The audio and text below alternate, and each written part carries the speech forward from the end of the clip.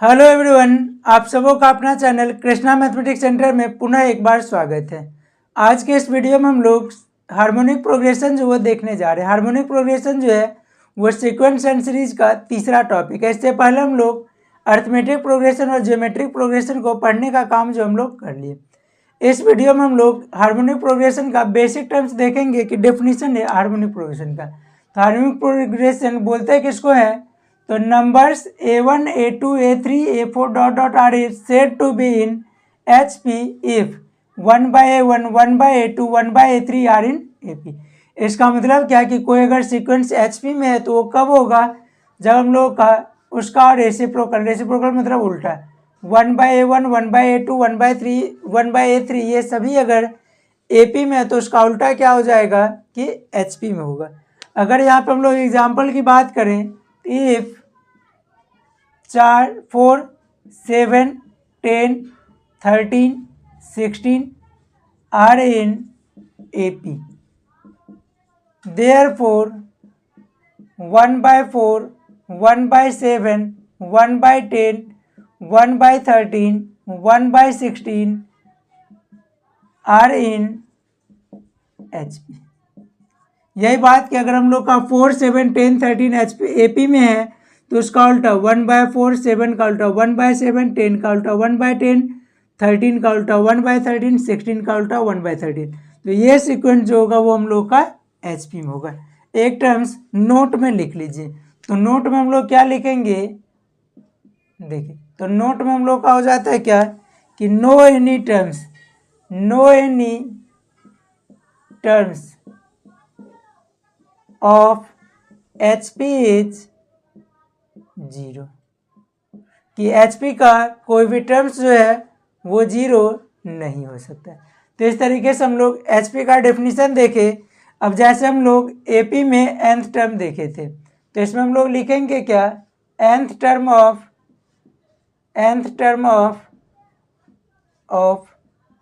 HP। तो HP का nth term हम लोग किस तरीके से फाइंड आउट करेंगे, तो यहाँ पे हम लोग क्या देखें कि कोई सीक्वेंस अगर हम लोग का HP में है तो उसका उल्टा क्या हो, HP में अगर कोई सीक्वेंस है तो उसका उल्टा क्या हो जाएगा, AP में होगा। तो nth टर्म फाइंड आउट करने के लिए हम लोग क्या करेंगे कि कोई सीक्वेंस अगर HP में दे रहा हो, जैसे हम लोग यहाँ पे क्या लिखेंगे, if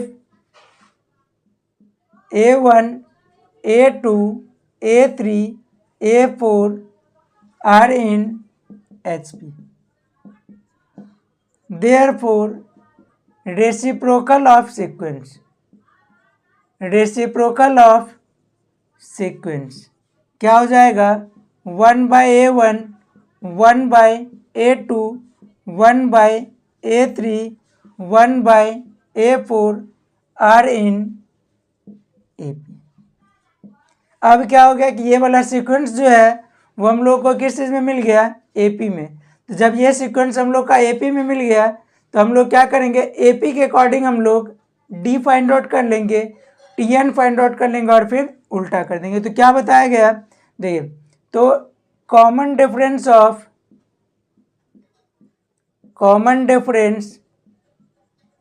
of AP corresponding to HP equal to कितना, तो 1 by A2 minus 1 by A1।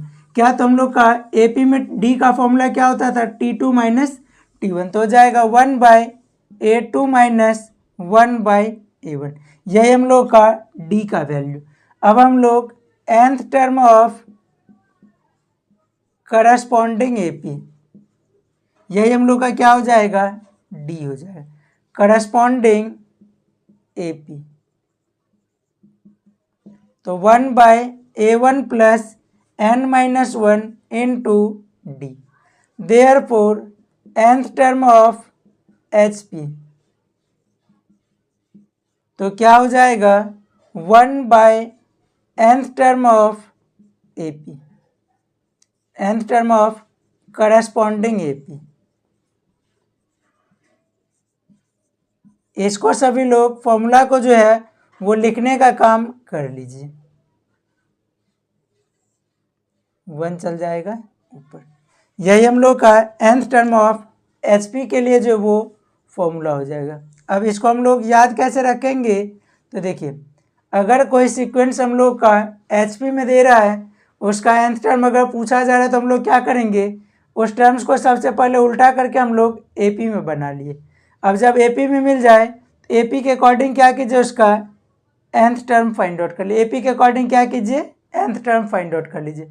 और जो nth टर्म हम लोग का AP का जो मिलेगा उसी का क्या कीजिए, उल्टा कर दीजिएगा, तो हम लोग को HP का जो वो nth टर्म मिल जाएगा। इसको सभी लोग लिख लीजिए। उसके बाद हम लोग इसी से रिलेटेड एक एग्जाम्पल देखने का काम करेंगे।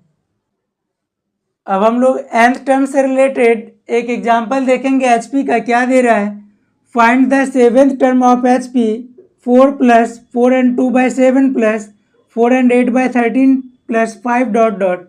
तो इसमें देखिए हम लोग का सीक्वेंस क्या होगा, sequence of HP, sequence of HP ये हम लोग का क्या दे रहा है, 4 + 4 2 by 7 + 4 8 by 13 + 5।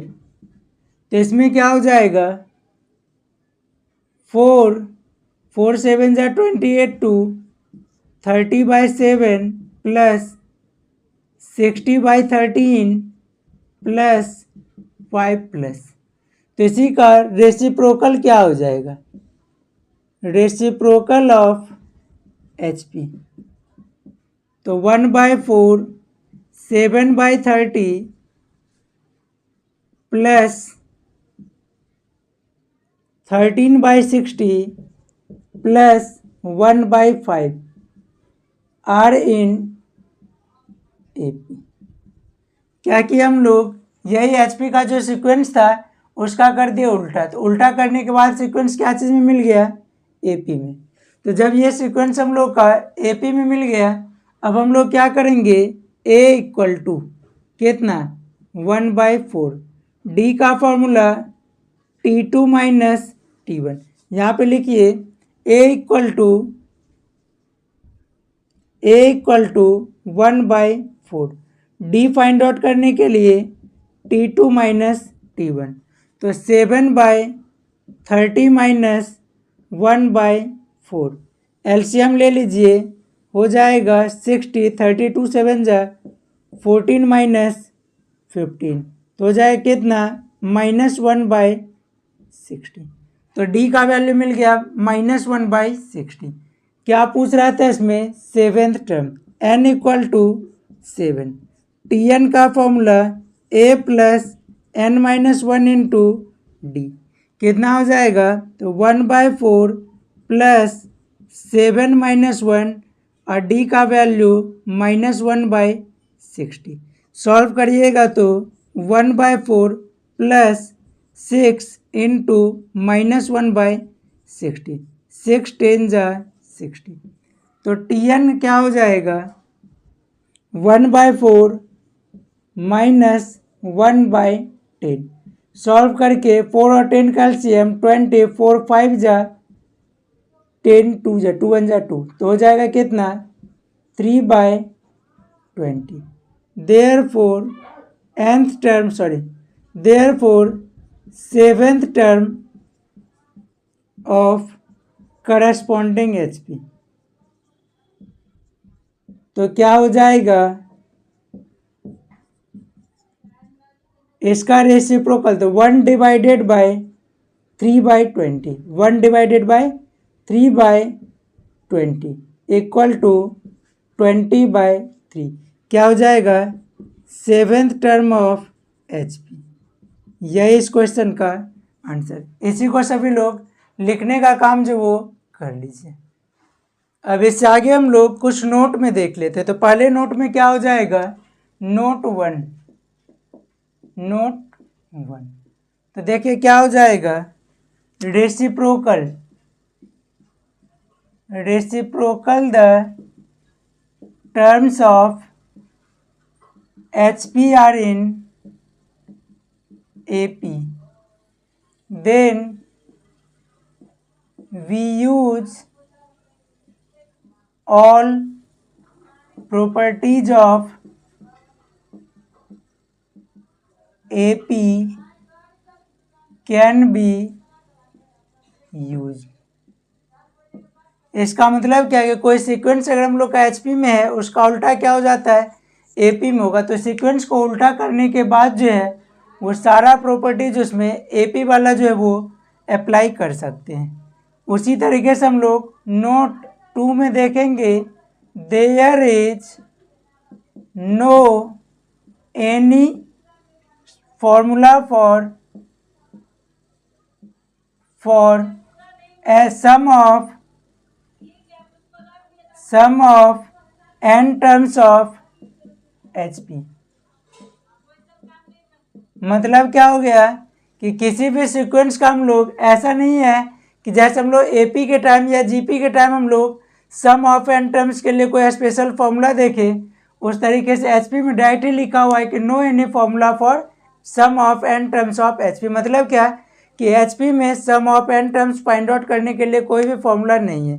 यहाँ पे लॉजिकली बच्चे अक्सर सोचते क्या है कि अगर हम लोग nth टर्म में वो इस तरीके से यूज किए कि सीक्वेंस को उल्टा करके हम लोग उसका सम फाइंड आउट कर, सीक्वेंस का उल्टा करके हम लोग nth टर्म फाइंड आउट कर लिए और फिर उसका उल्टा करके हम लोग HP का nth टर्म फाइंड आउट कर लिए, तो वो हम लोग का सम के लिए एप्लीकेबल नहीं होगा।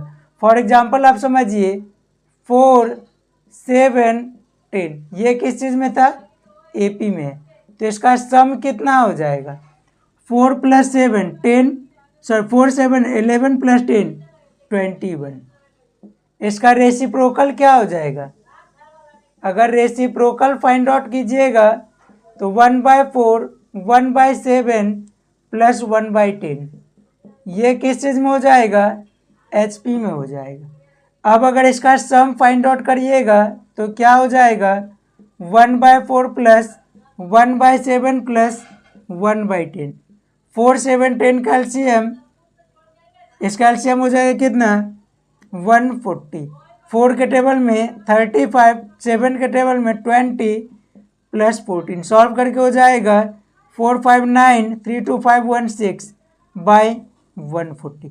अगर इसका रेसिप्रोकल कीजिएगा तो क्या मिलेगा, इसका रेसिप्रोकल कीजिएगा तो मिलेगा 140/69। इसका वैल्यू जो है वो अप्रॉक्सीमेट 2 मिलेगा और यहाँ पे मिल रहा था 21। मतलब क्या कि सम के लिए हम लोग जैसे उसमें हम लोग nth टर्म में जैसा यूज करते थे वैसा हम लोग सम में जो यूज नहीं कर सकते। यही बात का यहाँ पे एक्सप्लेनेशन है।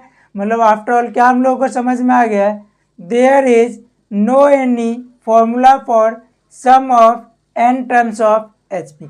इस दोनों नोट को जो सभी लोग लिख लेंगे। अब इसी तरीके से हम लोग देखेंगे हार्मोनिक मीन के बारे में।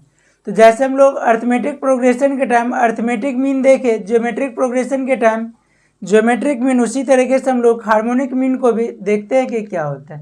तो यहाँ पे क्या देखा है उसका डेफिनेशन, द टर्म और terms between two given term of an HP are called harmonic means between two given numbers. इसका मतलब क्या है कि अगर कोई दो हार्मोनिक प्रोग्रेशन का कोई भी दो नंबर के बीच हम लोग जब कुछ नंबर को पुट करते हैं जिससे कि हम लोग का वो नया सीक्वेंस है वो HP में हार्मोनिक प्रोग्रेशन में मिल जाए, तो उन सभी नंबरों को हम लोग क्या बोलेंगे कि गिवन नंबर का हार्मोनिक मीन या हार्मोनिक मीन्स है। तो हार्मोनिक मीन भी दो टाइप का होता है। पहले नंबर पे क्या हो जाएगा, single harmonic mean, single harmonic mean. तो सिंगल हार्मोनिक मीन का मतलब क्या हो जाएगा, दो नंबर के बीच एक सिंगल टर्म्स पुट किए जो कि हम लोग का हार्मोनिक प्रोग्रेशन में होगा। मतलब कि A और B क्या था, हार्मोनिक प्रोग्रेशन में था। A और B क्या था, दो नंबर था। इसी में हम लोग क्या किए, एक नंबर H पुट किए। AHB क्या हो जाएगा, R in HP। Therefore 1/A 1/H 1/B R in HP, sorry R in AP। यही H का वैल्यू जो है वो हम लोग को फाइंड आउट करना है। किसका, यही H का वैल्यू फाइंड आउट करना है। तो देखिए अगर ये तीनों टर्म्स AP में है तो क्या हो जाएगा, therefore 1/H minus 1/a, T2 minus T1 equal to T3 minus T2। H को एक तरफ ले जाइए तो क्या हो जाएगा 1/h plus 1/h equal to 1/b plus 1/a। तो 1/h प्लस 1/h कितना 2/h। इस तरफ एलसीएम ए बी, यहाँ पे हो जाएगा a प्लस बी, तो 2/h equal to a plus B by A B. तो क्या हो जाएगा h/2 equal to A B by A plus B. h equal to कितना तो 2ab by A plus B. यही हम लोग का क्या हो जाएगा हार्मोनिक मीन हो जाएगा। यही हम लोग इसी तरीके से, अब अगर हम लोग इसका एग्जाम्पल देखें तो एग्जाम्पल हम लोग इस तरफ देख लेते हैं कि find the harmonic mean of 4 and 8। अब इसका आंसर क्या हो जाएगा a equal to 4, b equal to 8। h का formula 2ab by A plus B, तो 2 इंटू 4 इंटू 8 बाई 4 प्लस 8 कितना हो जाएगा 4 टू जाए 8 जाए 64 बाई 12। 4 के टर्म में 16 टाइम, 4 के टर्म में 3 टाइम, तो देयरफॉर h इक्वल टू कितना तो 16/3। यही हम लोग का क्या हो जाएगा इसका आंसर हो जाएगा। तो इसी तरीके से हम लोग single harmonic mean find out करने का काम जो हम लोग करते हैं इसको सभी लोग लिख लीजिए। अब अगर हम लोग एन हार्मोनिक मीन की बात करें, उसी का हार्मोनिक मीन का सेकेंड टॉपिक, फर्स्ट टॉपिक में हम लोग देखें सिंगल हार्मोनिक मीन, उसी तरीके से हम लोग इसमें देखेंगे n harmonic means between two given numbers.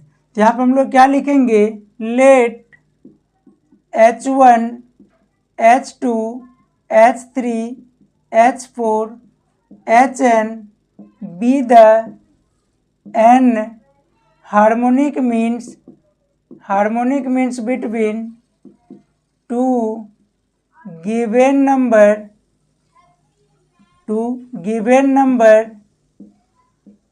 a and b, and d is the common difference of the corresponding AP।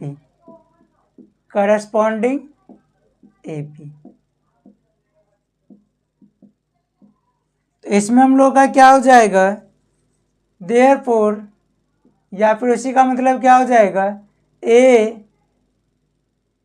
अब सारा harmonic mean H1 H2 H3 H4 Hn B इन AP, sorry इन HP।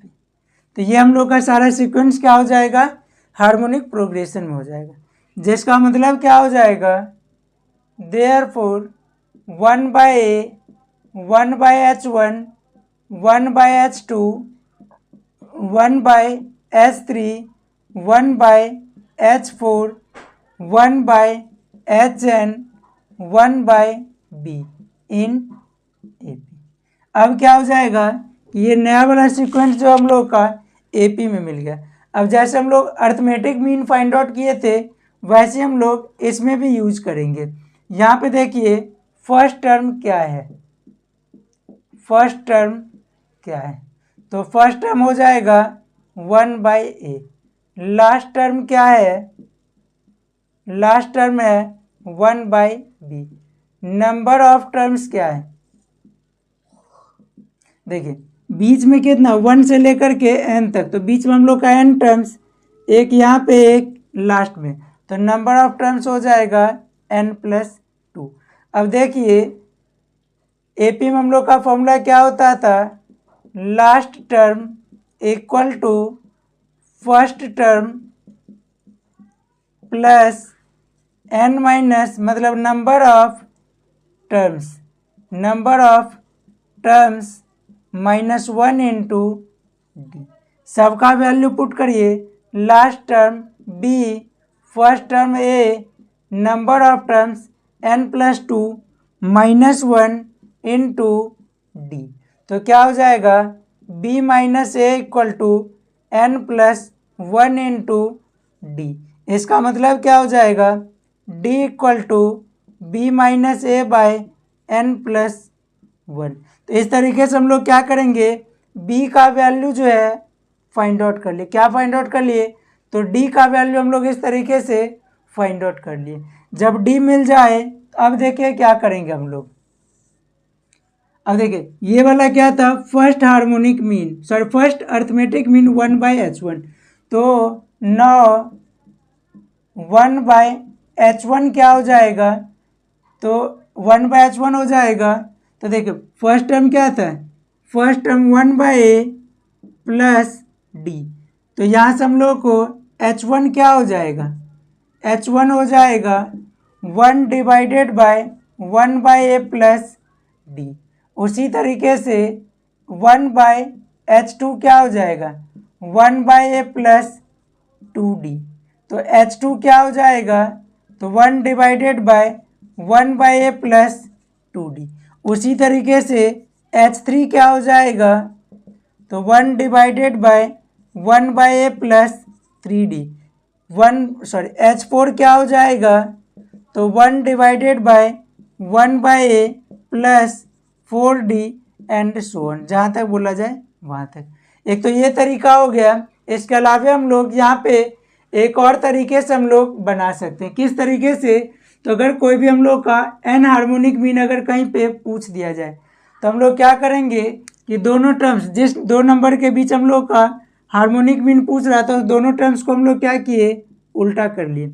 दोनों terms को उल्टा कर लिए, उसके बाद हम लोग उसको, उसमें जितना भी टर्म्स हम लोग को बोला जा रहा था फाइंड आउट करने के लिए, चाहे हम लोग का यहाँ से लेकर के यहाँ तक, तो h1 से लेकर के hn तक, तो हम लोग क्या किए, रेसिप्रोकल करने के बाद हम लोग उसका अर्थमेटिक मीन फाइंड आउट कर लिए। और जब अर्थमेटिक मीन मिल जाए तो सबका रेसिप्रोकल कर दिया, अर्थमेटिक मीन फाइंड आउट करके सबका रेसिप्रोकल कर दिए, तो क्या मिल जाएगा, उस सभी का हार्मोनिक मीन जो वो मिल जाए। इसको सभी लोग लिख लीजिए। फिर हम लोग इसी से रिलेटेड एक एग्जाम्पल जो हम लोग देखेंगे। अब इसी से रिलेटेड हम लोग हार्मोनिक मीन का एक एग्जाम्पल देखेंगे। Find the 5 harmonic means between 2/9 and 1/3। तो यहाँ पे देखिए हम लोग का क्या हो जाएगा, 2/9 और 1/3 के बीच कितने, 5 हार्मोनिक मीन। तो हम लोग नंबर क्या दे रहा था, पहला नंबर दे रहा था 2/9 और दूसरा नंबर दे रहा था 1/3। इसी के बीच हम लोग क्या किए, h1 5 गो था, h1 h2 h3 h4 और h5। यही हम लोग का क्या था, इसमें 5 हार्मोनिक मीन था। 1/3 are in HP। Let h1 h2 h3 h4 h5 be harmonic mean between 2/9 and 1/3। तो उसके बाद क्या हो जाएगा, 2/9 h1 h2 से लेकर के 1/3 ये सभी क्या हो जाएगा, हार्मोनिक प्रोग्रेशन में हो जाएगा। Therefore 9/2 1/h1 1/h2 1/h3 1/h4 1/h5 3 are in AP। अब जब AP में मिल गया तो उसके अकॉर्डिंग देखिए A का वैल्यू कितना है, तो 9/2। B का वैल्यू कितना है, तो B का वैल्यू 3। N का वैल्यू कितना है, नंबर ऑफ टर्म्स कितना होता है, 1 2 3 4 5। N का वैल्यू मिल गया 5। जैसा हम लोग अर्थमेटिक मीन के टाइम पढ़े थे, जैसा पिछले अभी हम लोग कुछ देर पहले भी देखे थे कि हम लोग क्या करेंगे, इसका बेसिक्स हम लोग अर्थमेटिक मीन फाइंड आउट कर लेंगे और फिर सारे टर्म्स का उल्टा कर देंगे तो हम लोग का हार्मोनिक मीन मिल जाएगा। तो यहाँ पे हम लोग डी का फॉर्मूला क्या होता है अर्थमेटिक वाले के टाइम, तो b minus A bye n plus 1। तो b का वैल्यू 3 - 9/2 बाय 5 + 1, तो क्या हो जाएगा, नीचे 6, ऊपर फिर एलसीएम 1 और 2 का एलसीएम 2, 1 का 2, 2 3 जा 6 - 9, कितना हो जाएगा, -3/2 × 1/6, 3 2 जा 6, हो जाएगा कितना, -1/4, किसका वैल्यू, डी का। अब इसके बाद देखिए, जब डी मिल गया तो A1 = कितना, तो 1/H1, पहला अर्थमेटिक मीन कितना, तो 1/H1 = क्या हो जाएगा, A + D, A + D, तो 1/H1 कितना, A का वैल्यू 9/2 प्लस D का वैल्यू -1/4, 2 4 का एलसीएम 4, 2 2 जा तो 9 2 जा 18 -1, तो हो जाएगा कितना, 17/4, किसका, 1/H1, देयरफॉर H1 = कितना, 4/17। उसी तरीके से A2 = 1/H2, तो हो जाएगा कितना, A + 2D, A का वैल्यू कितना, A का वैल्यू तो 9/2 प्लस 2 × -1/4, 2 2 जा 4, तो हो जाएगा 9/2 - 1/2, सॉल्व करके एलसीएम लीजिएगा तो 2 9 - 1 = 8/2, कट के 2 4 जा 8, तो A2 कितना हो जाएगा, A2 = 1/H2 = 4, देयरफॉर H2 = 1/4। उसी तरीके से A3 = 1/H3 = सॉल्व करिए फिर A + 3D, A का वैल्यू कितना, A का वैल्यू 9/2 प्लस 3 × -1/4, फिर 2 4 का एलसीएम 4, 2 2 2 9 जा 18 ± -3, तो हो जाएगा 1/H3 का वैल्यू कितना, तो 15/4, H3 = 4/15। उसके बाद हम लोग H3 के बाद 1/H4, तो फोर्थ अर्थमेटिक मीन 1/H4, तो इसका वैल्यू A + 4D, A का वैल्यू 9/2 प्लस 4 × -1/4, 4 से 4 कैंसिल, 9/2 - 1/1, तो हो जाएगा एलसीएम 2, 9 - 2 = 7/2, H4 = कितना, 2/7, H5 तो 1/H5 एंड 1/H5 = देखिए, तो 1/H5 कितना हो जाएगा, तो A + 5D, A + 5D, तो A का वैल्यू कितना, 9/2 प्लस 5 × -1/4, 2 4 का एलसीएम 4, तो हो जाएगा 9 2 जा